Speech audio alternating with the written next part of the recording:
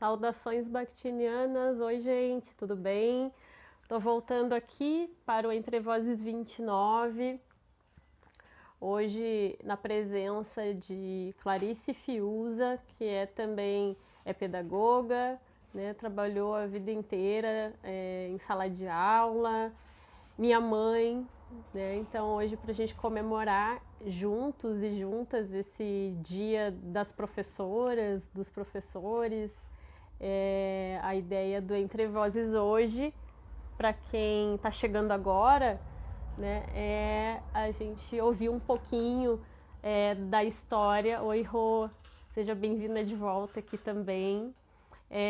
A ideia hoje, a proposta, é que a gente possa ouvir um pouquinho a história, o relato de duas professoras convidadas. Como eu disse, uma delas é a minha mãe, Clarice Fiuza, e a outra é uma querida colega, parceira, que eu conheci a partir aqui do Bactin Artista, que é a professora doutora Rosana Pugina, que já está aqui, está junto com a gente. Daqui a pouco ela já vai entrar também para conversar, para contar um pouquinho da história dela também, como a minha mãe já está fazendo aqui. E essa live começou às 6 horas, então aqui a gente está num desdobramento já, né? A minha mãe vai seguir falando um pouquinho, mas durante mais um tempinho, e depois a Rosana já entra aqui para o bate-papo. Já estou te chamando, mãe, para a gente dar sequência de onde nós oportunidade depois, mesmo que vai chegando a partir de agora. Fica tudo disponível no Insta e no YouTube também, que eu disponibilizo, e não deixa de acompanhar, né, o que rolou antes também. A gente sempre fala a importância dos contextos, né, de a gente ficar por dentro do que rolou e que nos trouxe até aqui. Voltamos! Oi, Então, tá. Glória! Que legal te ter por aqui também. Seja bem-vinda. Sejam bem-vindos e bem-vindas, todos e todas. Então, dando sequência, temos mais Assim, um uns tempinho para minutinhos. continuar Então, falando. tá. Vou resumir uma vida, Tirar o óculos. como eu já disse, resumir uma vida num trabalho tão, de uma entrega tão amorosa que foi, é complicado. Então, assim, por isso eu me perco no tempo. Então, assim, eu chegando em Porto Alegre, eu em seguida trabalhei em várias escolas, sempre nas periferias. E é onde eu conheci uma colega que foi a primeira professora da Marice, né, alfabetizadora. Eu fui dar aula nessa escola, em Belém Novo, lá no Chapéu do Sol. E lá, como ela era daqui, ela conhecia, estudou sempre aqui, fez faculdade ali na URGS, então ela estava inteirada das... Ela, ela disse assim, achei muito engraçado o nosso primeiro contato. Eu estava numa sala de aula e ela em outra com a turma dela, e eu era professora nova. Ela chegou assim de mansinho na porta da sala, olhou para o quadro para ver o que eu estava fazendo, ver se era parecido com se eu não estava loqueando que nem as outras, né? Encher quadro e copiar de livro. E daí nós nos conhecemos e pintou um clima, né? É nós. Nós fomos daí fazer as vanguardas pedagógicas com a professora Esther Grossi, que teve um trabalho belíssimo. Porque o que a gente passou a entender o processo de alfabetização, que não era juntar, não era o Ivo ver a uva, né? E nem B com A, Bá.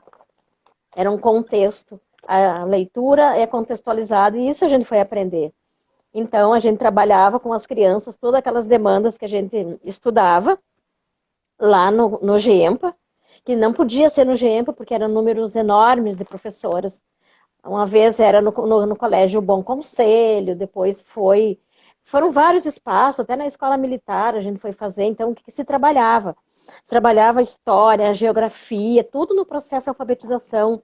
Matemática, daí caiu, nossa, foi uma benção, sabe, quando veio matemática, porque finalmente eu ia ensinar matemática com prazer para as crianças. Essa foi a melhor coisa assim, que eu pude descobrir da importância dos números na vida das pessoas. E aí, assim, aquele trabalho dentro de um projeto concreto, aquilo eu nós construía e toda a produção dos alunos a gente levava de volta, porque a gente tinha um trabalho, né, bem completo. Era uma pesquisa para ver se aquilo que a gente estava fazendo dava certo. Aí todas as demandas, os sociólogos, os psicólogos, terapeutas, eles analisavam a produção das crianças. Era muito lindo, muito, muito.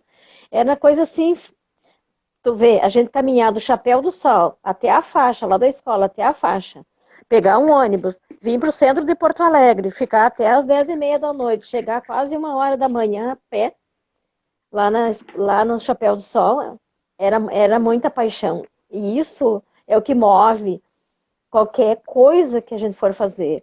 Principalmente quando se trata de a gente ser professora.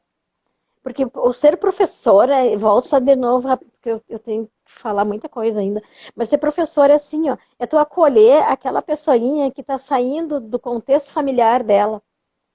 Então, ser professora dos anos iniciais é que nem colostro. O colostro é aquela aguinha que sai da teta da mãe, e a gente pensa, o leite é fraco, não está alimentando, e justamente é aquele ali que dá toda a sustentação de imunidade para as crianças. Então, a professora dos anos iniciais tem que ser essa pessoinha. Então, assim, foi muito, muito, muito maravilhoso. E a gente trabalhava artes. Tem um camarada que a Glória conhece, ela está aqui, Fidelis, como é que é? A Glória vai botar ali, escrever o nome dele depois. O Gaudêncio. Gaudêncio. Ele estava bem no comecinho, assim, era um jovem, e ele era professor de artes, e ele foi fazer isso. Tinha professoras de artes da URGS, porque daí o GEMPA não se organizou só com aquelas pessoas ali, se organizou junto com a URGS, então era um trabalho amplo, maravilhoso. E daí tá, o trabalho era em grupo, não se aprende sozinho olhando para a nuca um do outro, então começou a briga com as colegas. A gente deixava a sala em 4 mesas, assim, as professoras reclamavam que estava desarrumado. E a gente começou a dizer, não, mas a gente também recebe desarrumado um atrás do outro. E cada escola que a gente ia tinha esses problemas. E mesmo assim, aí as mães às vezes diziam, não vai nada escrito no caderno. E isso mesmo, Glória Gaudêncio. Então eu conheci ele naquela época. Então, o que se fazia? A gente primeiro fazia a reunião com as mães. Explicava para ela o que a gente estava fazendo. Era para já que a gente ganhava aquelas pessoas que se tornaram as maiores parceiras, principalmente mãe, porque os pais trabalhavam o dia todo, então a gente tinha mais presença de mães, mas os pais também começaram a se encantar com isso. E a gente ganhou espaço, a gente ganhava espaço quando tu explicava para os pais, e era certo. Eles podiam comprovar assistindo e vendo. E muitas vezes, a gente nas reuniões de pais, que a gente fazia, deixava os grupos prontinhos e botava o nome dos filhos, que era o lugar deles no dia a dia.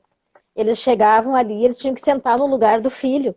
E a gente propunha uma atividade, seja lá de português, de matemática, de história, geografia, e eles tinham que desenvolver aquilo, e eles se embananavam. Eles não conseguiam.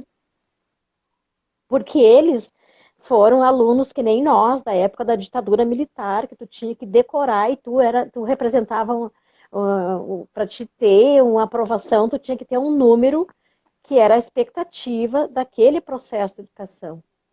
Eu só queria contar mais uma coisinha lá do fundo. Para nós, alunos, as professoras, olha só que tristeza do regime militar. Elas ganhavam as provas prontas, vinha da Secretaria de Educação, não era a gente que fazia. E tu tinha que abrir aquele pacote na frente dos alunos, no dia da prova. E daí vinha para a gente corrigir um lápis com 2 pontas. Tu tinha que corrigir com aquele lápis azul, a professora da sala de aula corrigia. A professora das crianças corrigia. Aí tu fechava todo aquele pacote e mandava de volta e eles corrigiam com o vermelho. E depois mandavam de volta. Então, assim, o que esses nossos pais, os nossos colegas, professores, eles vieram disso. E também não queriam sair daquilo. Tanto que a gente ouvia as colegas dizer assim, eu tenho meu diário já faz 10 anos. Era o mesmo. A mesma coisa. um caderno assim que fazia as atividades que tinha que passar para os alunos. E sendo que quando nós começamos, a gente enlouquecia assim, porque os alunos davam um clique lá, e daí era tudo virava conhecimento. Então assim, ó, a gente entendeu através da proposta construtivista que os alunos aprendem na vida e sistematizam na sala de aula. Então, feira do livro não tinha nenhuma que a gente não fosse. Teatro, e eu andava grudado os olhos nas paredes, em tudo que podia olhar que podia, eu já embarcava com eles, porque eu sabia que era dali que eles iam tirar a sustentação, era dali que vinha o desejo de aprender, do porquê que eles estavam ali. A Dani lembra, eu sei que a Dani está por aí. Nós tínhamos um passeio agendado pela escola, que era para zoológico. Tudo pronto, arrumado, e daí levava lanche. Tu acredita que eu não me acordei? Criançada tudo me acordou, me fez sair da cama e nós vamos, professora, e nós vamos, professora, e nós temos que ir. Eu fui para a escola com aquelas crianças, eu não sei por que cargas d'água, a diretora, eu acho que era, não sei se era a Rosélia, não me lembro, lá no Oscar Pereira. Deixou eu sair com aquelas crianças num ônibus de linha. Eu saí com aquelas 30 e poucas crianças num ônibus de linha. Descemos no trem Zurb. Eles fizeram uma festa. Aí lá no trem, no metrô, um camarada deu uma aula de como andar no metrô para eles. E eles fizeram, foi assim uma coisa magnífica. A gente desceu, porque na época não parava lá na frente do zoológico. O metrô nos levava, eu não me lembro se era esteio, daí nós tínhamos que fazer a integração e entrar num ônibus. Tudo isso a gente fez. E eles passando por baixo da roleta e eu brigando com os cobradores. Que eles tinham que passar.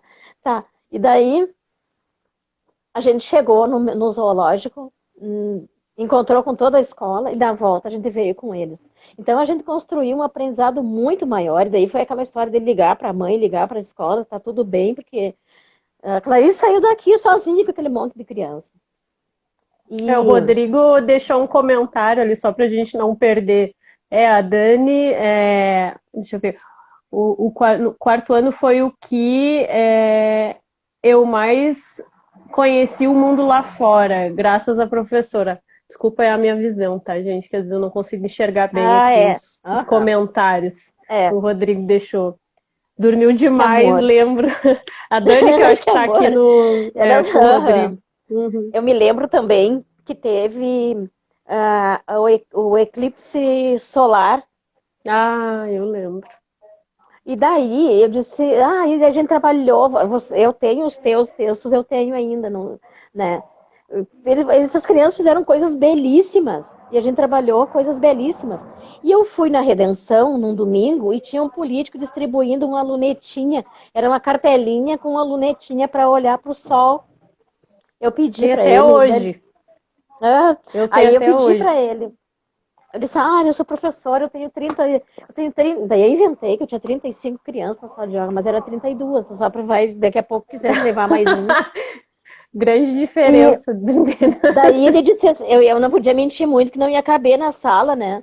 Daí ele disse, eu não tenho aqui porque eu já entreguei tudo, mas eu te mando pelo correio, pois o homem mandou. E quando chegou o dia, a gente subiu o morro da Embratel. A Dani deve estar lembrada. Foi assim, o dia começou a escurecer às 9 da manhã. Aquilo, eu tenho certeza que nunca saiu da memória. Então, assim, quando morreu Ayrton Senna, virou texto, virou reflexão sobre a morte. Tinha a sacola de leitura da Esther, tinha os jogos de matemática do José Guilherme.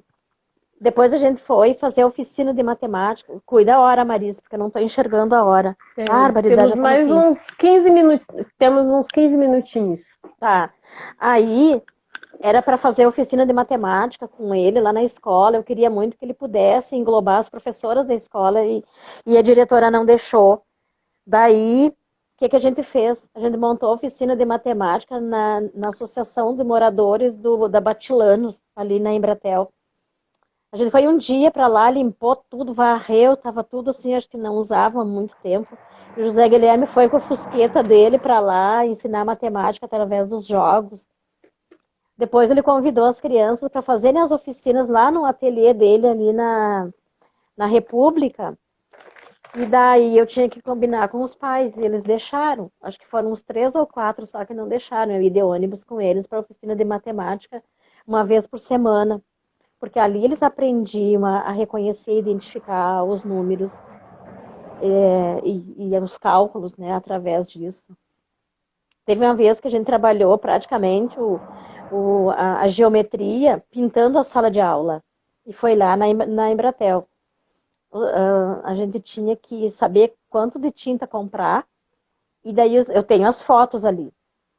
Os guris mediram assim as janelas, tiraram o espaço das janelas, fizeram toda a medição e iam anotando e saber quanto de tinta que eles tinham que comprar. Tudo isso virou história matemática. A Dani está comentando aqui junto, ó, o eclipse solar foi inesquecível. Ela tem a cartelinha até hoje, eu também tenho. Os jogos em madeira, né? Sim, das oficinas de sim. matemática. Isso, que ele é material dourado. E depois, e muitos outros jogos, né? E também no teatro, eles foram para o Teatro São Pedro. Tu pensa ali, eu não digo a Dani, porque a gente conhece a família e muitos outros ali, né? A Paula Coronel, a Luciana, tinha uma condição um pouco melhor, mas tinham pessoas, tinham colegas nossos, alunos, que era uma dificuldade muito grande, viviam além das dores da alma daquelas crianças, eles tinham uma situação financeira extremamente difícil. Eles entraram no Teatro São Pedro, eles entraram lá na URGS, no Teatro da URGS, foram assistir peças que a Esther Gross promoveu, né, que era da descentralização da cultura, e faziam vários momentos de espetáculos, e as crianças iam. A gente foi também, e eu ia para avisar para a Dani, depois que eu saí do Oscar Pereira, eu fui com todos os outros alunos na Quinta da Estância, que é a fazenda, que é caríssima, para a gente visitar. Eu me lembro também assim, ó, a questão da merenda na escola, que a tia da merenda, ai, não me lembro, a Dani vai saber, aquela que batia nos alunos com a vassoura. E a merenda era lá no Ai, porão. meu Deus. Ai, Dona Neuci, eu acho. E daí a gente fez uma passeata sobre a valorização da merenda lá na escola, lá na Embratel. As crianças fizeram um cartaz, merecemos merenda, queremos merenda melhor, queremos espaço. E eu fizemos uma passeata. A gente subiu toda ali a rua da Dani e desceu. Não foi pelo Oscar Pereira, a gente tinha medo, porque era muito movimento. Mas a gente entrou com os cartazes ali. Depois chegamos na escola e colamos tudo no muro, assim, por lado de dentro da escola, para falar sobre a questão da merenda. E eu me lembro que daí tinha a Mara Denise, que brigava junto comigo, né? E a diretora nos chamou a atenção, que a gente estava denegrindo o trabalho dela, que a gente não estava oferecendo a menos. Não, tu tá assim, só que não é desse jeito. A escola tem que ser melhor que a casa dele. Não é aquela velha enlouquecida ali, com aquela lata de lixo no meio da cozinha ali, fedendo, porque as crianças, o que eles não comiam, eles largavam ali dentro, daí ficava aqui, ai, horrível, mosca. A Dani lembra. Então, e a gente fazia essas aventuras, sabe? Me lembro que eles me obrigaram a ler a história da Joana d'Arc, porque veio a festa das bruxas. Boa. Sim, eu tive que ler. Eu não tinha lido. Eu não tinha lido. Eu sabia alguma coisa. Mas daí nós resolvemos de fazer a festa das bruxas. Daí eu fui falar a questão das bruxas. O ritual, o que é o ritual da mediunidade para ele.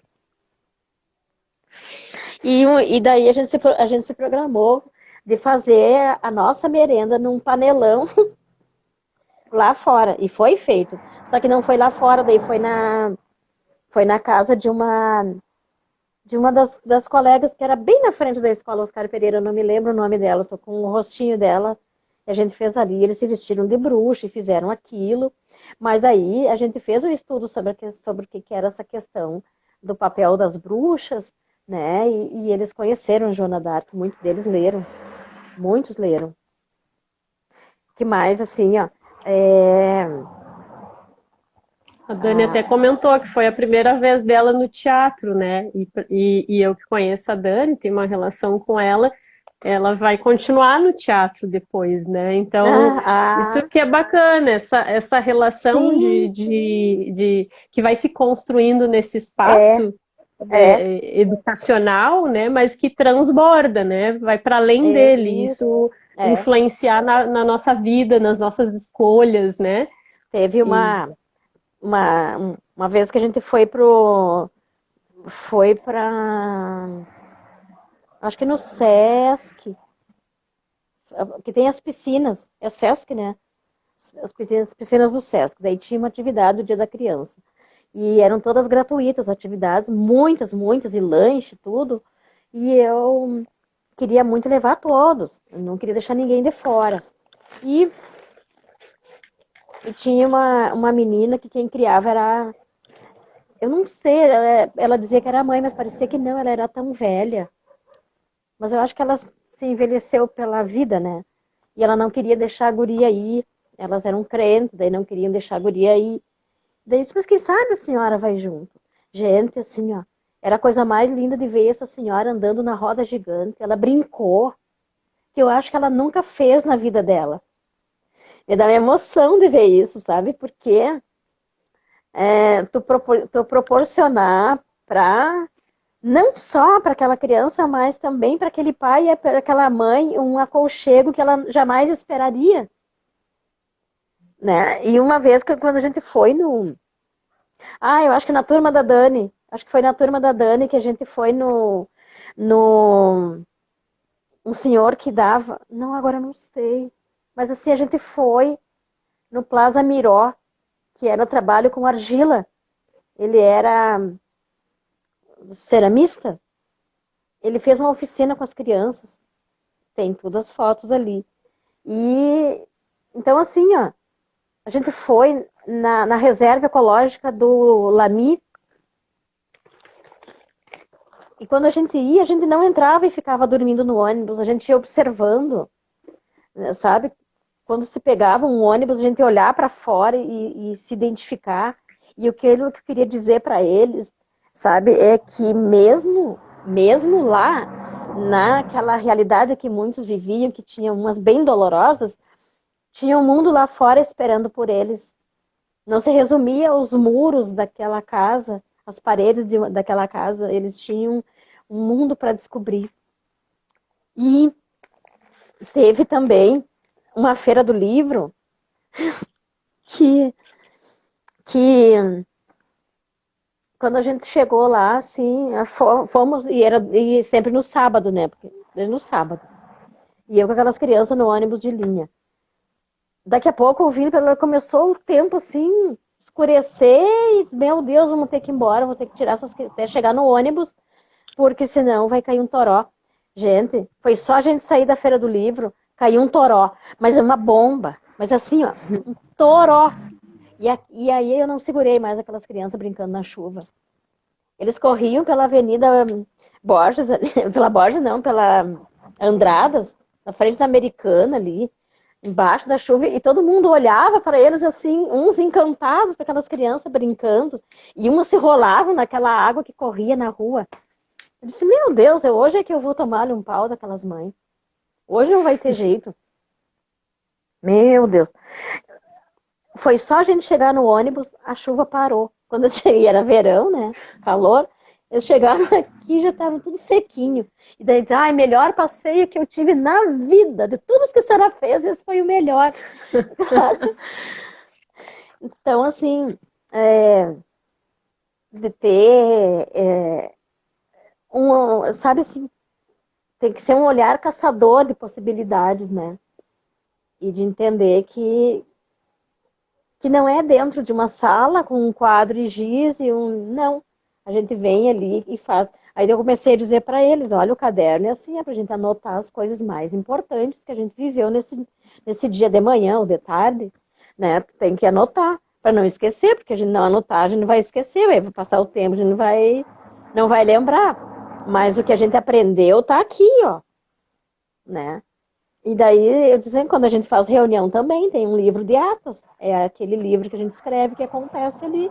Senão a gente vai dizer, ah, mas eu não estava nesse dia, tava, tu assinou, né? Então, era assim. Então, ali no Oscar Pereira, eu arrumei assim, e hoje eu vejo uma coisa tão linda, a Dani vai poder concretizar isso. Porque a Ana Regina, a gente se bicava o tempo todo, tanto que ela me impediu várias vezes de ir para aquela escola. Mas hoje, depois eu vi a Ana Regina fazendo coisas belíssimas, passeando com as crianças, com os alunos, levando para o Parque da Harmonia, ensinando dança. Eu fiquei encantada de ver isso, sabe? Hoje eu e a Ana somos muito amigas, né? A gente comunga dos mesmos ideais. E outra coisa que eu lembro muito, assim, que eu vivia com uma bandeira grudada nas costas, uma estrelinha no peito, e, e sei que muitos dos meus alunos se tornaram petistas por minha influência. Eu tenho certeza disso, né? E aí eu dizia, quando era época assim, de eleição, que daí era pior, né? Eu saía com uma bandeira nas costas, eu dizia, eu nem vou cuidar de ninguém, vocês sigam a minha bandeira. Eu disse, mas professora, quando a gente chega lá tem aquele monte de bandeira, né? Mas era assim, então, assim, ele foi de um aprendizado, assim, ó, eu digo sempre, meus alunos nesses 32 anos me constituíram a pessoa que eu estou tentando ainda ser. E a Marice, a Marice, e a Marice sempre acompanhou. Quando eu cheguei em Porto Alegre, eu fui trabalhar que naquele tempo não era assim, a educação infantil era pré-escola, tinha nível A, nível B.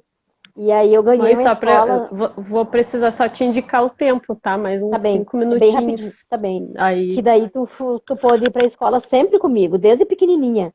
Com fralda e com tudo, tava num cantinho lá atrás do armário, tinha uma caminha para Marice, uma madeira, fralda, a Marice morava ali. De vez em quando acordava, mas o bom é que ela era muito calma, assim, ali não era uma criança assim que ficasse chorando. Daqui a pouco ela se integrava com as crianças, eles iam brincar.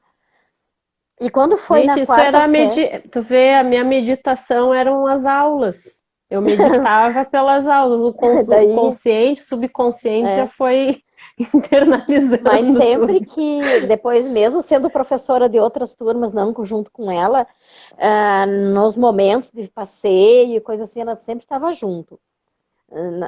Nas passeatas do sindicato, do CEPERGS, lá na Assembleia do Sindicato, pena a gente não ter fotos, né? Porque era uma coisa encantadora, né? Aqueles momentos que a gente construía história. E quando chegou para ir para que a Marisa foi para a quarta série, ela me deu um peitaço. Mãe, se eu não for tua aluna agora, eu não vou ser nunca mais. E daí ela foi colega da Dani. E a diretora era a Jurema, lá no Oscar Pereira. Daí eu falei com a diretora. Disse, o que é que eu vou fazer? Eu sei que eu posso criar problema com os outros alunos. Pois é, Clarice, a Jurema tão querida. Mas vamos tentar, quem sabe, né? Se não der certo, a gente desfaz isso. E daí deu certo. A gente ia quando voltava para casa, ela ficava às vezes me dando ideias. Ela dizia assim: "Ah, mãe, eu fosse tu, fazia assim", né? Ou, ou tipo assim, ó, que eu falei, ficava às vezes observando ela, me ajudando. Daí eu dizia assim: "Bah, eu não gostaria que tu fosse professora, mas eu acho que tu tá dando, como é que tu vai dar para a coisa, né?" Então, hoje, assim, eu vejo a Dani, minha colega, professora de história, eu vejo a Marice, essas duas que passaram por mim, não estou vendo outras, porque eu estou falando, eu não estou prestando atenção nas pessoas que estão aqui. Então, eu tenho o resultado disso, é gratidão. E eu acho, assim, que a gente precisa continuar de uma forma mais propositiva, mostrar o nosso espaço na sociedade e dizer que o papel da escola vai para além dos dias letivos, que com essa pandemia o pessoal enlouqueceu por causa dos dias letivos, porque tem que cumprir dia letivo, porque tem que ter aula remota. Então, assim, tem que ter aula remota, sim.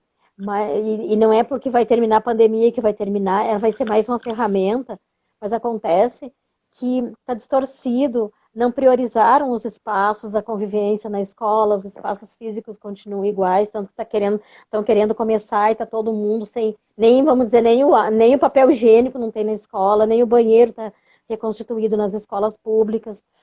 Então, o que eu deixo, assim, além de toda uma, uma gratidão, é essa busca ativa por nós, entendeu? De ser propositivo nas investidas que a gente dá, nos processos de humanização. Porque é isso que a escola e o professor tem que ser, o elemento que conduz à humanização de um outro ser humano. Fazer com que ele perceba isso dentro dele.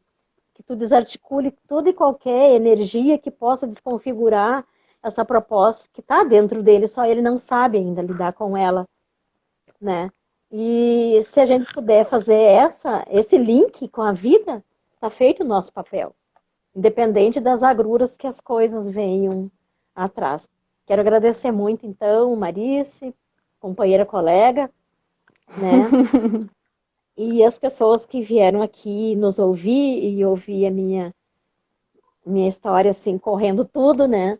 De volta ao tempo, mas para um começo interessante.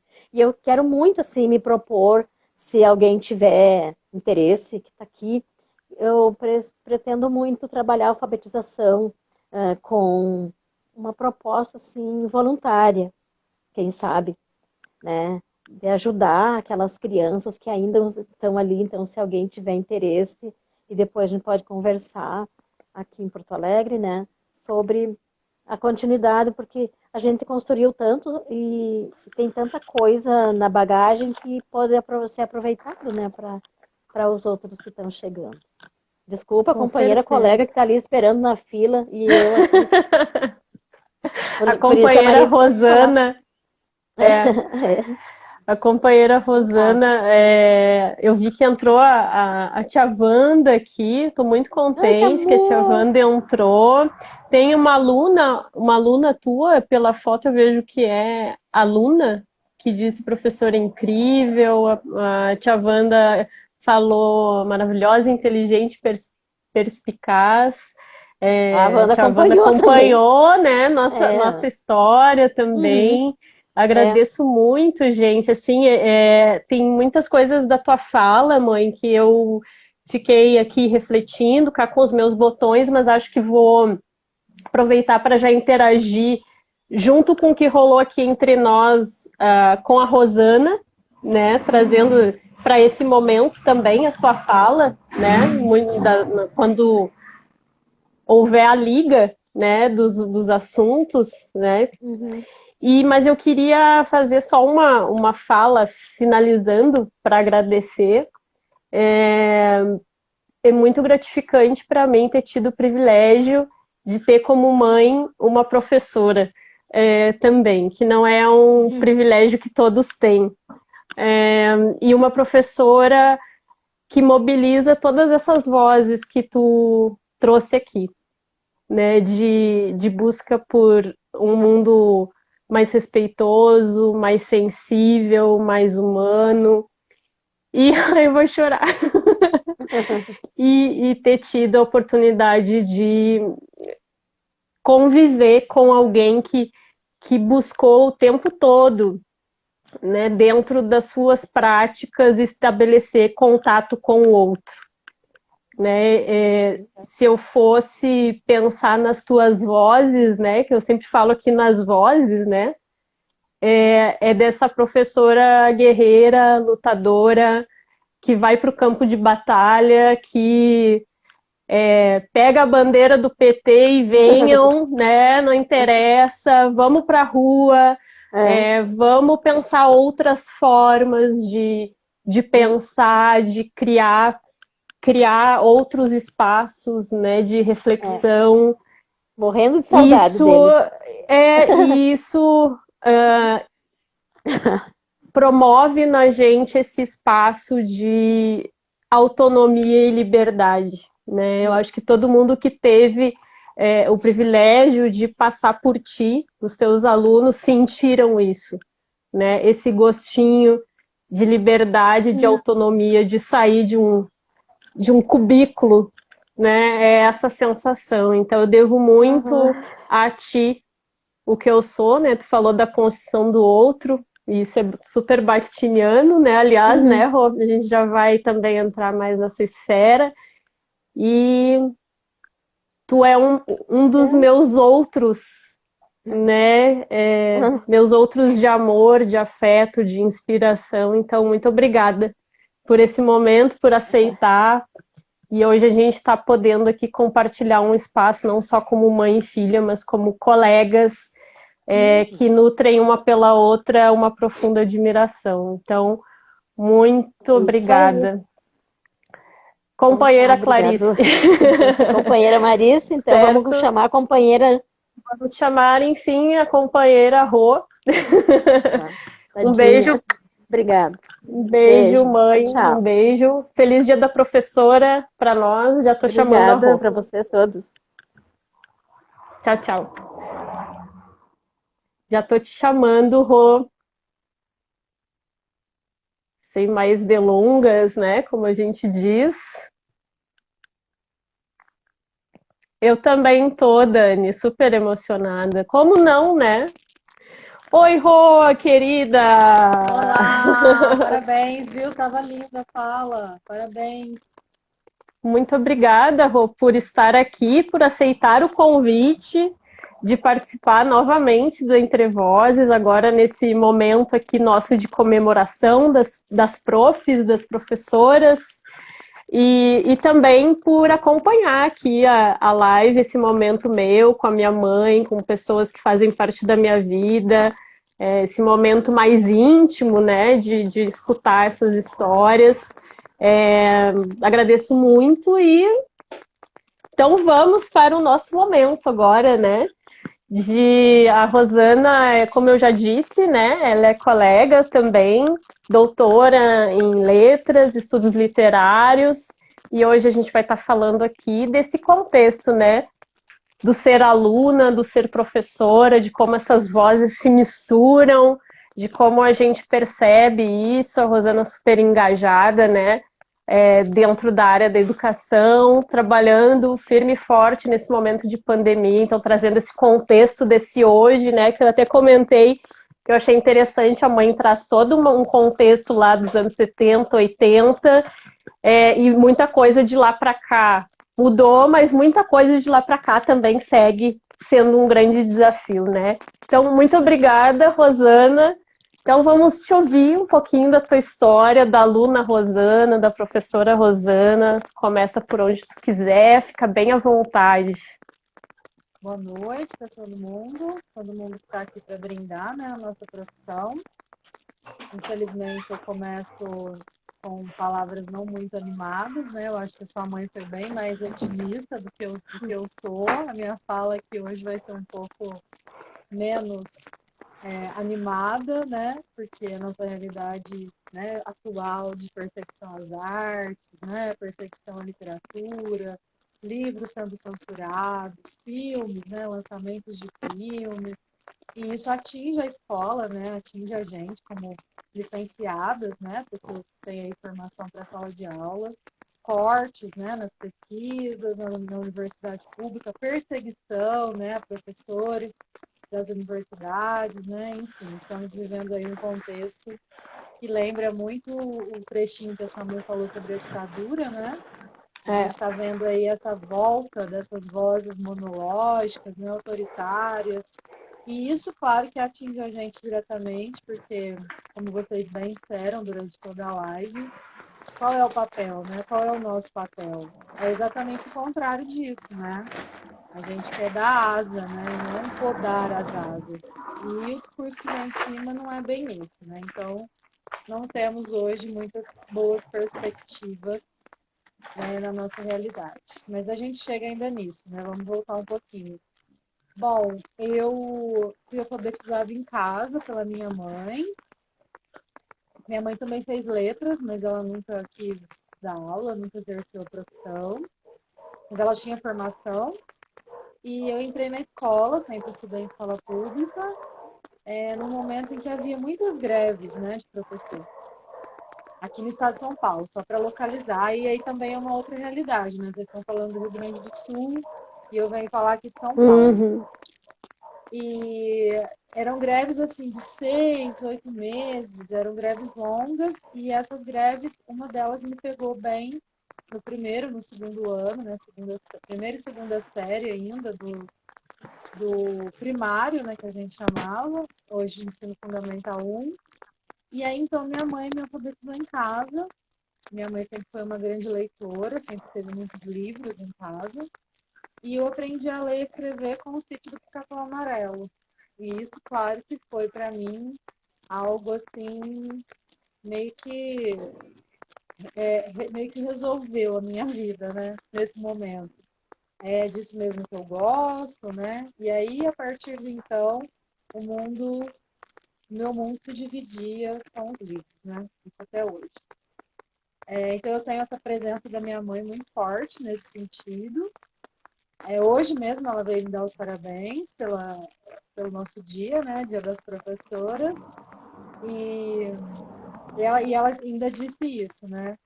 Que bom que você foi para isso e vive nisso e gosta disso, porque está lá atrás, né? A semente foi colocada lá atrás, mesmo que inconscientemente. Uhum. Bom, depois eu fui fazer letras, né? Aí no ensino médio eu tive uma professora de literatura, também como vocês disseram, né? Os professores e as professoras que vão passando pela nossa vida vão deixando, né? Um pouquinho de si. Tive uma professora sensacional no ensino médio de literatura, e aí então surgiu de uma maneira mais consciente aí já, né? A ideia de fazer letras. Bom, depois do percurso já é mais conhecido, assim, a gente vai dar aula, né? A gente vai fazer estágio primeiro, depois a gente vai dar aula, e aí a gente começa a ver o quanto a nossa educação no Brasil ainda é muito carente, né? E, como eu disse para você hoje um pouquinho mais cedo, como que a escola não é para todos.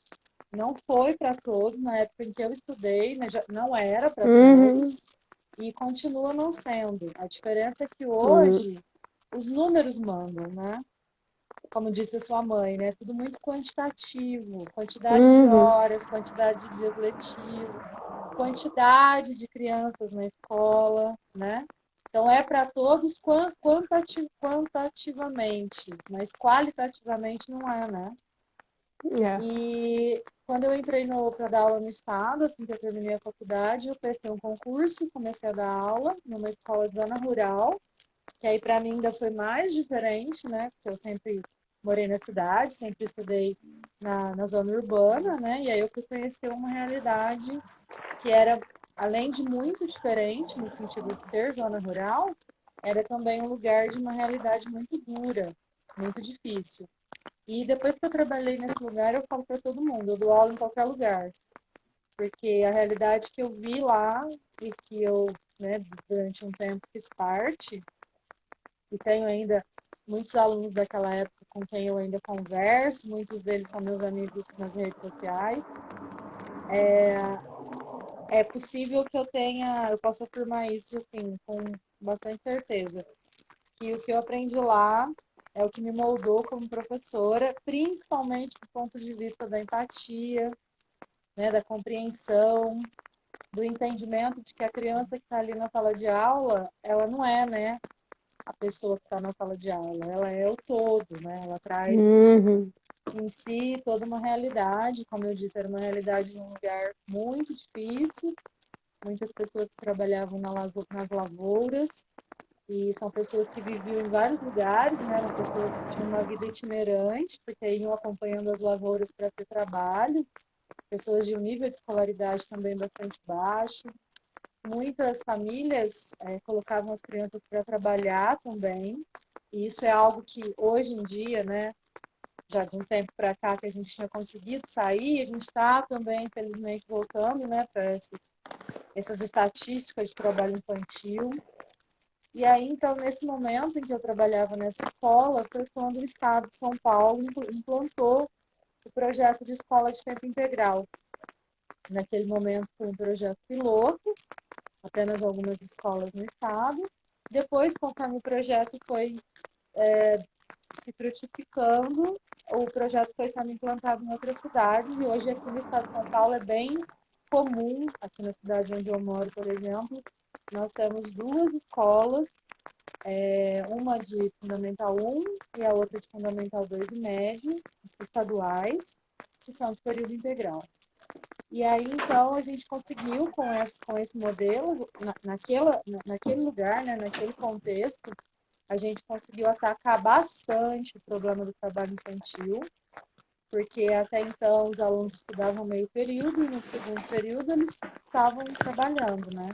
E aí, com a escola de tempo integral, isso já não podia mais acontecer. Então, a gente começou a ter uma melhoria, né, nos rendimentos, uma melhoria, enfim, né, a pessoa como um todo. Porque aí a criança já não chegava cansada, né, para estudar. No período da tarde tinha oficinas, oficina de arte, oficina de atividade física, tinha espanhol também.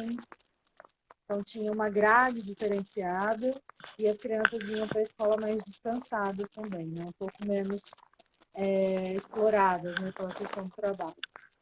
Então, assim, conforme o tempo foi passando e a escola foi abraçando mais, né, aí eu digo a realidade mesmo das crianças, elas também começaram a ter uma vida um pouco melhor. A gente tinha também uma disciplina que era saúde e qualidade de vida. Uma grande amiga minha também, professora, Ana Lúcia, professora de biologia, ela trabalhava nessa disciplina e ela foi ensinar as crianças a fazer escovação, fazer aplicação de flúor. Tinha um trabalho bem bacana com a Secretaria de Saúde, com a equipe odontológica, também desenvolvendo esse trabalho. Então, foi um projeto que chegou num lugar que era, tipo, exato, né? Para receber todas aquelas novidades, né? Todas aquelas inovações. Depois que eu saí de lá, quem já trabalhou no estado sabe, né? Eu acho que isso acontece em todos os estados. A gente vai pulando de galho em galho, né? Conforme as escolas vão oferecendo as aulas, né? Aqui em São Paulo, pelo menos, é assim. Depois que eu fiquei um tempo, então, nessa escola, eu consegui chegar mais perto da minha cidade. E aí foi o oposto. Eu fui trabalhando numa escola imensa, tinha mais de 2.000 alunos, com salas de aula que no dia que ia todo mundo, eu tinha que ficar na porta, porque eu não cabia na sala. Era essa a realidade. Salas de aula com 45, 47 alunos no período da manhã de ensino médio. E aí você vai ver como que realmente um professor numa sala de aula desse tamanho é um olhar apenas quantitativo mesmo, né? Temos todas as crianças dessa idade nessa cidade estão na escola, os números dizem, não é? Mas e aí, né? Que tipo de educação, que tipo de ensino, que tipo de acolhimento, né? Ou de entendimento, sei lá, o que a gente pode colocar, essa criança tem. E aí, claro, isso vai ter impacto, né? Como disse a sua mãe aí no final da fala dela. Banheiro, merenda, sujeira, né? Tudo aquilo que vem junto com uma escola com uma grande quantidade de alunos, né? Com salas de aula muito numerosas. E isso foi durante um tempo, até que mais ou menos, sei lá, 2008, 2010, por aí, houve uma reforma, e aí as salas de aula já tinham que ter um número máximo de alunos, que caiu um pouco, né, desse número esdrúxulo que a gente teve aí durante um tempo. E aí já eram 30 alunos, né, no ensino fundamental 2, e no máximo 35 alunos no ensino médio. que ainda assim, se a gente for ver, né, é muito. Uhum. Enfim, esses os percalços de quem trabalha numa escola estadual, que abraça múltiplas realidades, né, e de pessoas extremamente carentes, a crianças que passam por violência. Inclusive aqui em São Paulo também, e isso é uma coisa absurda, que eu acho que hoje no nosso dia a gente também não pode deixar de falar. Aqui em São Paulo existe a ronda escolar, que é uma parte da Polícia Militar só para a escola. E aí eu penso, né, pensando uma professora como foi sua mãe, né, naquele momento em que ela trabalhou, se algum dia ela imaginou que ia precisar ter um destacamento da Polícia Militar para a escola, Uhum. né, porque polícia e escola é um negócio que a gente, assim, de cara acha uma mistura meio estranha, né, meio, né, assim, sem Uhum. sentido. E aí, então, exatamente por conta dessa superlotação das escolas, né, e uma negação recorrente do Estado em não construir novas escolas, ou ao menos adequar as escolas mais antigas, que são do modelo militar. Aqui na minha cidade, as escolas mais antigas do Estado, elas têm um modelo de cadeia, e isso é herança do regime militar. Na prática, como que isso acontece? São escolas em formato de C. Então, na Uhum. frente da escola, a gente tem a parte administrativa, depois a gente tem dois braços, né, um de cada lado, onde são as salas de aula.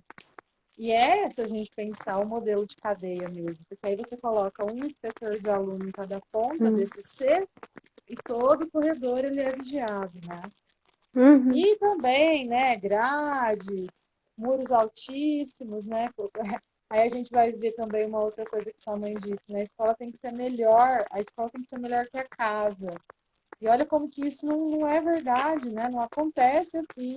Porque você tranca o menino dentro da escola, o menino tem que pular um muro para ir embora. Uhum. Até arame farpado, para evitar, né, que o aluno fuja da escola. Que ambiente de escola é esse, né? E aí Com certeza. a gente começou a receber as crianças com necessidades especiais, e agora, de novo, esse direito está sob ataque.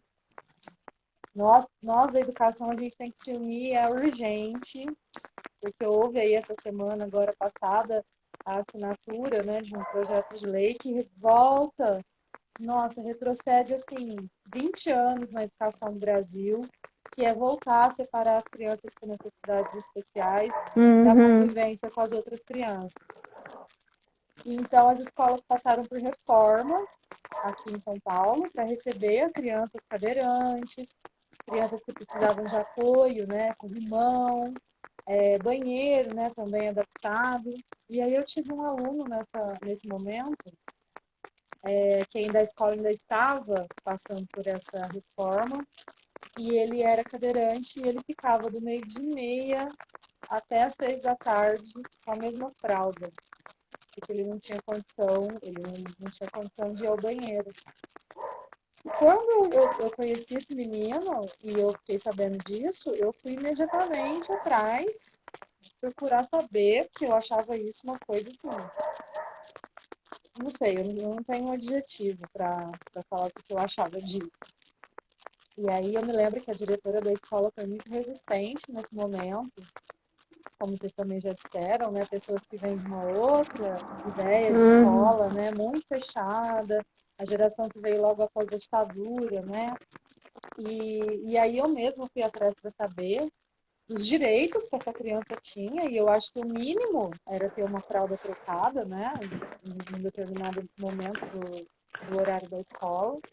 E aí a gente foi descobrir que a legislação aqui em São Paulo tinha acompanhado essas questões do prédio, não tinha ficado só, né, nas adaptações no prédio, mas que a gente também tinha direito a uma cuidadora para essa criança. E aí, então, houve, né, a contratação, o Estado contratou uma funcionária, uma pessoa que tinha curso, né, para cuidar, para ela poder, então, ajudar essa criança a se alimentar na hora do intervalo, né, ter a troca de fraldas, se precisasse ir ao banheiro em algum outro momento. Então, assim, foram transformações, né, que a gente vai vendo, e é diferente quando a gente fala, por exemplo, as transformações da arquitetura, né? Parede, é cimento, né? Mas a gente vê as transformações com as pessoas. Como que a escola, ela correu atrás um tempo, né, dessas transformações para dar conta desse recado. E aí, é muito triste falar isso, mas a gente vê assim, um negócio que demora 10 anos para acontecer, ele cai por terra com uma canetada, né? Um negócio que vem assim sendo construído, como se diz, né, a passos de formiguinha, né? E aí vem uma pessoa, assina um papel e a gente retrocede 10 anos na vida, nos direitos, né? Na forma como essa pessoa tem direito, né, de ser acolhida, de ser recebida no ambiente escolar, que é o ambiente em que ela fica metade do dia, né? E aí também a gente vai vendo as transformações da própria figura do professor. Como que a formação ficou, ou o que teve que acontecer, né, na formação do professor, para que ele pudesse também ir acompanhando todas essas mudanças. E aí a gente vê também um outro problema, né? Não houve uma mudança muito grande na formação do professor, enquanto que na sociedade houve. Então, só da gente pensar da popularização do celular já é algo extremamente impactante, né, na vida das pessoas. Isso está na escola. E aí, agora, com a pandemia, que a gente vai ver o quanto os professores ficaram alheios, né, a isso, nesse ambiente escolar, que ainda tem resquícios da ditadura, né, ainda tem resquícios dessa voz monológica, senta aí, né, isso aí é o teu lugar, as carteiras enfileiradas, o próprio ambiente da sala de aula, as 4 paredes, né, a lousa, a cópia, nossa, a cópia, né, o fechamento das bibliotecas, que isso aconteceu também aqui em São Paulo recentemente, as escolas não têm mais sala de leitura. E aí o professor, né? Tem que dar conta, que dar cara a tapa com tudo isso que vai acontecendo, porque a escola está ali, né? Paralelamente ao mundo. E muitas vezes esse paralelo é paralelo mesmo, né? Como disse o Anderson, exatamente. São estratégias de precarização. É aquela fala do senso comum, né? Que diz: quanto mais burra a população for, melhor é para quem manda. Segue sendo a máxima, isso, né? Não, e a gente escuta isso, eu escuto isso. Eu comecei a dar aula em 2005. Eu escuto isso até hoje. Quer dizer, não vai mudar, né? Porque a intenção é sempre essa. É diminuir a qualidade para tornar os alunos, né? Que daqui a pouco vão ser os eleitores, dóceis, né? Manipuláveis, para puxar carroça, né? Para ser mão de obra barata. Claro que a gente entende, né? Tudo isso. Mas veja, a gente chegou num ponto que a gente já nem fala mais isso, porque a gente já é a realidade, né? Já é a nossa vida. A Fernanda, linda, que entrou aqui, ela foi minha colega de escola. Seja bem-vinda. A gente estudou junto no ensino médio, então boa parte do que eu falei aqui ela também acompanhou. Rô, então, deixa eu só sugerir, porque gente, a Rô tá há pouco tempo aqui com a gente, tá? Ela entrou agora nesses últimos 25 minutos no máximo. Acho que nem foi isso, uns 20 minutos para ser bem justa. Então a gente vai fazer aquela dobradinha, eu disponibilizo, porque antes quem estava aqui participando era minha mãe, também fez o relato dela, a participação dela, e a Rô veio a partir dessa última meia hora. Então, como o Instagram interrompe aqui, a gente vai seguir, tá? Não termina aqui, então eu convido vocês a continuarem com a gente, porque agora é o momento da Rô continuar problematizando aí algumas questões com a gente, tem muito mais ainda para falar, então quem puder, segue junto, que em seguidinha a gente já volta, tá bom? Obrigada quem já tá vindo por aqui, é só ficar ligadinho que a gente já vai voltar. Beijinhos!